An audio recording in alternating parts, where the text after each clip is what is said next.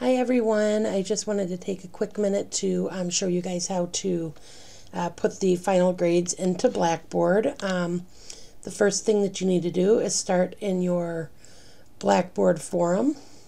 We'll go home here really quickly. So starting from the Blackboard page, you will choose the class that you are going to be putting final grades into.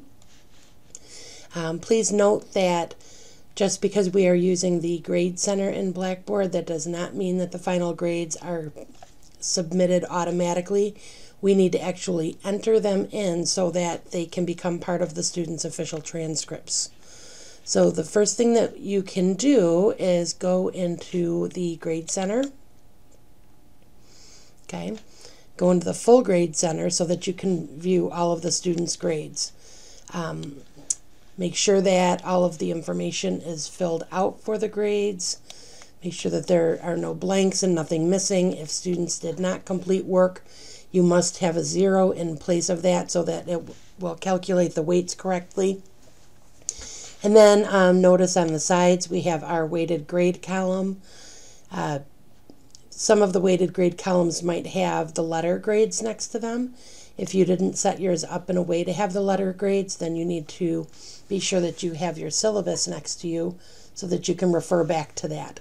And that's typically done for classes that have a lab and a didactic component. We don't want the students to see the letter grade at all times because they think that's what they are going to earn, and they may not have met the requirements for didactic and practical. So 3 things. First thing you need to do is be sure that the student meets 78%. If they don't, then they earn the grade that corresponds with their grade, with the health science grade scale. If they did meet the 78%, then you're going to look at the didactic average. I don't have a column here to show you, but at the beginning of the quarter, we set up didactic average columns. If the student meets a 78% in their didactic average, that's great. If they didn't, then you need to give them a C-. And then we look at your practical. So if the students passed didactically, then we looked at their practical, and if they did not meet an 85%, then we give them a C-. If they did meet an 85%, then their weighted grade average stands. So again, I don't have those average columns to show you here, but we did set them up at the beginning of the quarter. So the next thing that I recommend that you do is either take a blank sign-in sheet or some kind of note paper so that you can take note of what the grades that the students earned are. When you flip into the other screen to enter the grades, you will no longer have access to this particular screen. So using the health science grading scale, be sure that you have the correct grading scale. Take a look at the student's grade and correspond it to the range that it falls in. Please note that we do not round up, so if a student is right on the cusp of a B+, but they haven't met the B+, then we do not round up. They would earn the B+. So jot down what the student has earned for what each student has earned. Then you're going to go over to the course tools area. It may not be expanded right away. So go into course tools, expand that, then go to transcript utilities. And this is where we actually enter the grades. Students that dropped, you will notice they have a little circle with a line through it. And students that are registered all the way through the end of the quarter will need to have their grades set. So this is where we would set this. So A-, A, B, B, A. Make sure as you are entering the grades that you're checking to see that it's matching the student so that you don't become one off or enter them incorrectly. Once we hit enter, these become part of the student's official transcripts, and it's a pain in the butt to get them changed. We don't want to have to do that if we can avoid it. So B-, minus. Okay, so now I have all of my grades in here. I'm just going to double check again to make sure that they match the grades that I wrote down. No, oops, I made a mistake. So I'm going to fix that really quick and start up at the top again just to make sure that everything matches. I can't stress to you enough how important it is to be sure that the grades are accurate when you enter them the first time, so we don't have to go through any kind of paperwork to get them fixed.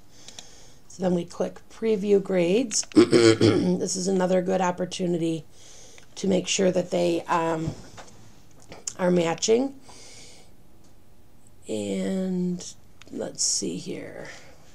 Again, it says to review the grade.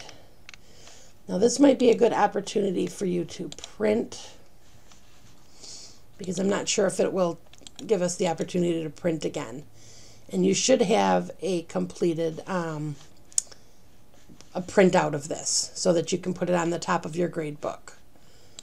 So we'll close, and then you click Submit when you think that everything is correct. Oh, it does give us another opportunity.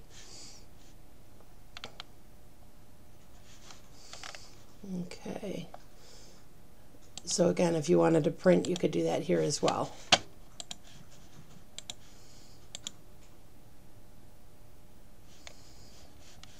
Okay.